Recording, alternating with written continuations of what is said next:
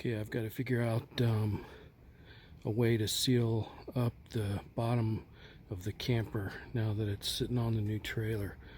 And the solution I've come up with, I'm going to use some of this flashing material. This is flexible flashing, and it's just flexible butyl tape is what it is. But I'm going to use that on these corners because I've got a lot of angles going on there, and I'm hoping that this flexible butyl tape will be able to take care of that. And then for the straight edges, I'm going to use this Aqua tape, this Aqua seal tape from Nashua. And this is just another version of butyl tape. It's just not flexible. It's less expensive too, so that's why I'm going to use that on the long runs. But I hope that that's going to seal up the edge, and then I'm going to place some trim down on it, something similar to what I've got here in the front.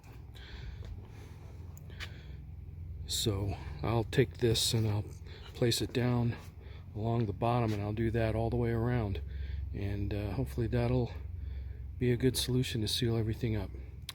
So that's my project this week. Let's get to it. First thing I've got to do is go around all the edges and clean it up.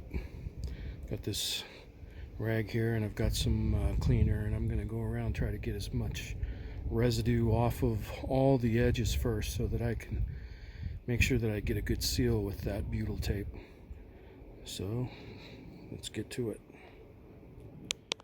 I've also got a little bit of damage here to the diamond plate, and I've got this area here where my electrical went through the bottom of the cabin. I don't need that any longer, so I'm just going to cut that off, plug the holes, and I need to do a little bit of damage repair here. It's going to be covered up with the trim anyway, so I'm not that concerned, but I do need it to lay flat. So that's another thing that I need to do for preparation.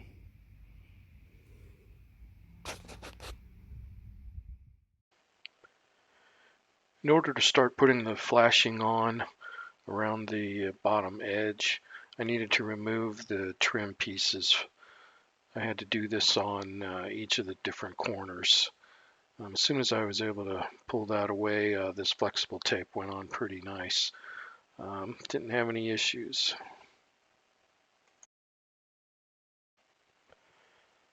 I was able to put the flexible tape on both corners, and then I ran the black butyl tape between the two corners. So now I need to get ready to install the trim along the back. I cut the trim piece to length, and now I'm doing the Shou Sugi Ban.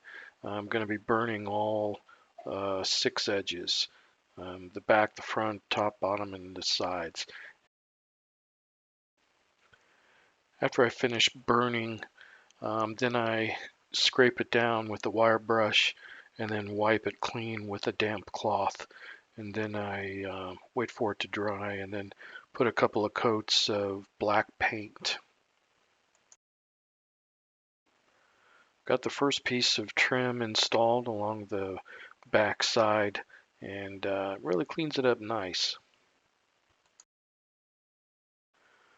Okay, I moved to the front, and I had to remove that center piece of trim that ran down the center of the diamond plate.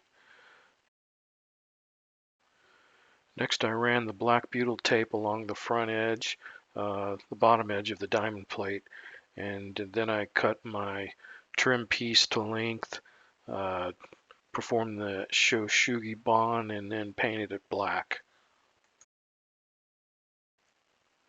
I've got the front piece of trim installed, and then I ran a bead of caulking across the front, and it's white because I used paintable caulking.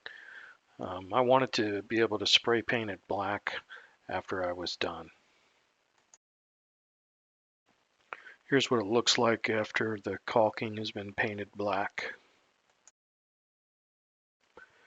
I ran the black butyl tape along the side, and then I grabbed piece of trim, cut it to length, uh, did the Shou Sugi Ban and painted it black and got it all prepped to install, and then I went ahead and installed it. I'm going to have to use two pieces on each of the sides because the front and rear flare out, so it's actually longer than the 8-foot boards that I have. Does a nice job of covering up the old wheel wells.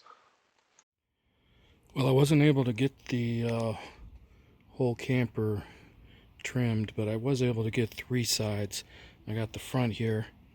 Did require me to cut this side trim here a little bit so I could fit that trim in. And I also had to cut this centerpiece here for the same reason. And then again on the other corners, but I was able to get this side. Covers up the old wheel well pretty nice.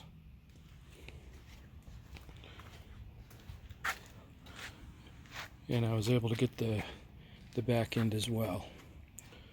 So it looks pretty nice. Still have to do this side. This is going to be the hardest side. Mainly because I've got to cut around this door threshold.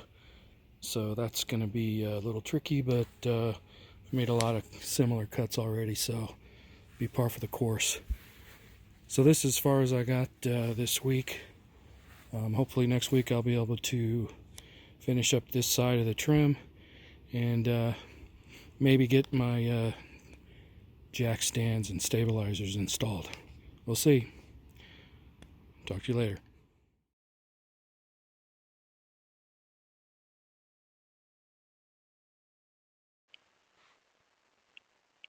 Thanks for watching.